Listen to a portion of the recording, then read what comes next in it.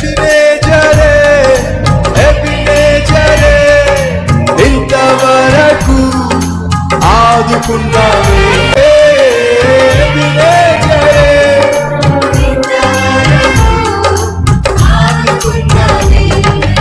ఇంతవరకు ఆదుకున్నావే ఇంతవరకు ఆదుకున్నావు నిన్ను పూర్ణ మనసుతో ఆరాధించు పూర్ణ బలముతో ప్రేమించేదం పూర్ణ మనసుతో ఆరాధించు పూర్ణ బలముతో స్వరాలు విప్పి ఆరాధన ఆరాధన నా యేసయ్యా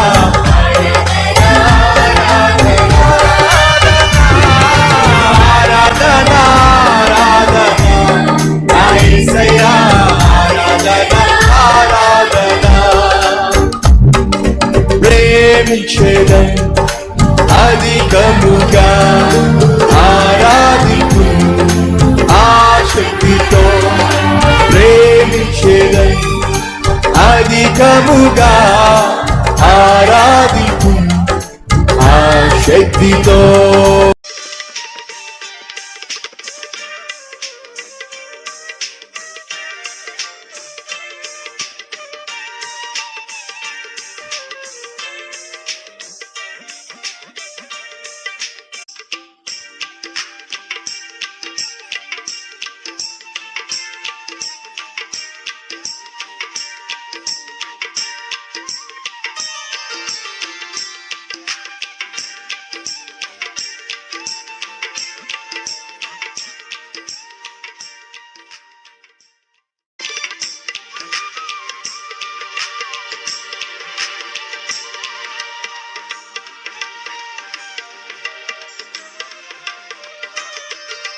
సమస్య హన్నా కలిగి ఉంది. ఏమిటి ఆ సమస్య అంటే, హన్నాకు పిల్లలు లేరు, గొడ్రాలు, ఆ బాధ భరించలేకపోతుంది, అవమానం సహించలేకపోతుంది. ఏం చేసింది?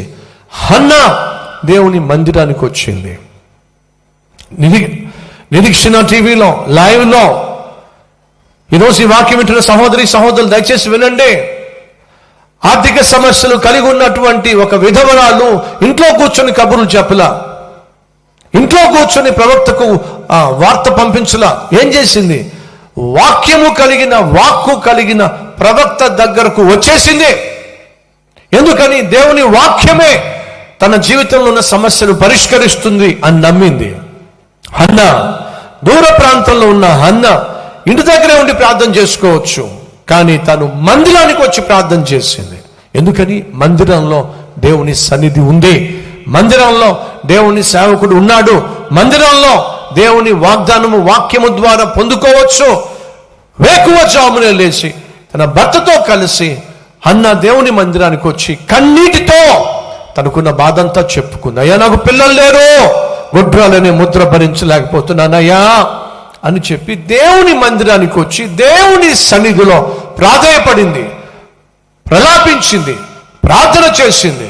అదంతా ఏలి అనేటటువంటి ఒక యాజకుడు చూశాడు. మొదట అపార్థం చేసుకున్నాడు, తరువాత అంటున్నాడు, అమ్మా, నీవు చేసిన ప్రార్థన దేవుడు సిద్ధింప చేయునుగాక, సంతోషముతో వెళ్ళు. ఆ మాట ఎలా ఆమె వినగలిగింది? దేవుని మందిరం కాబట్టి వినగలిగింది, దేవుని మందిరానికి వచ్చింది కాబట్టి వినగలిగింది. తన సమస్యను దేవుని మందిరానికి తీసుకొచ్చింది. సంగమా రండి అను. సహోదరులు, మనం మరణించక మునిపే మన ఆత్మను భద్రం చేసుకుంటే మంచిది. మనం మరణించక మునిపే మనం క్రీస్తును గట్టిగా పట్టుకుంటే మంచిది. మరణించక మునిపే క్రీస్తును సొంత రక్షకునిగా అంగీకరిస్తే మంచిది. ఎందుకని? ఎవరైతే క్రీస్తును సొంత రక్షకునిగా అంగీకరిస్తారో వారిని దేవుడు తన బిడ్డలుగా అంగీకరిస్తాడు. పరలోకం ఎవరిది? దేవుడిది. పరలోకంలో ఎవరుంటారు? దేవుడు ఉంటాడు. పరలోకంలో ఎవరుంటారు? దేవుని పిల్లలు ఉంటారు. ఎందుకని? అది ఆయన ఇల్లు. పరలోకము దేవుడిది అయినట్లయితే, పరలోకము దేవుని గృహము అయినట్లయితే, పరలోకంలో దేవుని పిల్లలు ఉంటారు. ఇప్పుడు మనం పరలోకంలో దేవునితో పాటు ఉండాలంటే ఏం కావాలి? మనం కూడా దేవుని పిల్లలం కావాలి, దేవుని బిడ్డలం కావాలి. మరి దేవుని బిడ్డలం కావాలంటే ఏం చేయాలి? బైబిల్ సెలవిస్తుంది. ఏమని చూద్దాం రండి. యోహాను సువార్త చాలా సింపుల్. మనం దేవుని బిడ్డలం కావాలంటే ఏం చేయాలి? యోహాను సువార్త 1వ అధ్యాయము 12వ వచనం, తనను ఎందరూ అంగీకరించిరో వారందరికీ, అనగా తన నామమునందు విశ్వాసం ఉంచిన వారికి దేవుని పిల్లలగుటకు ఆయన అధికారము అనుగ్రహించను. ఎంత సింపుల్గా ఉంది. ఎందరైతే యేసును అంగీకరిస్తారో, యేసును సొంత రక్షకునిగా స్వీకరిస్తారో వాళ్ళందరినీ కూడా తండ్రి అట నా బిడ్డలు. యేసును నమ్మారా? యేసును విశ్వసించారా? మీ పాతరోత జీవితాన్ని విడిచిపెట్టేశారా? అయితే మీరందరూ నా బిడ్డలే అని చెప్పి యేసును రక్షకునిగా అంగీకరించే ప్రతి ఒక్కరి మీద దేవుడు నా కుమారుడు, నా కుమార్తె అనే ముద్ర వేస్తాడు. ఈరోజు నా ప్రియ సహోదరి సహోదరులు, యేసుక్రీస్తు లేకుండా బయటికి వెళ్ళకండి. యేసుక్రీస్తుకు మీ జీవితాన్ని అంకితం చేయకుండా బయటికి వెళ్ళకండి. ఎందుకని? మన జీవితం శాశ్వతము కానే కాదు. ఎప్పుడు గుట్టుక్కుమంటామో మనకు తెలియదు. కానీ మన మీద ఆ ముద్ర ఉన్నట్లయితే, ఏ ముద్ర? నా కుమారుడు అనే ముద్ర ఉన్నట్లయితే శాశ్వత కాలం మనం దేవుని కుమారులుగా కుమార్తెలుగా జీవిస్తాం.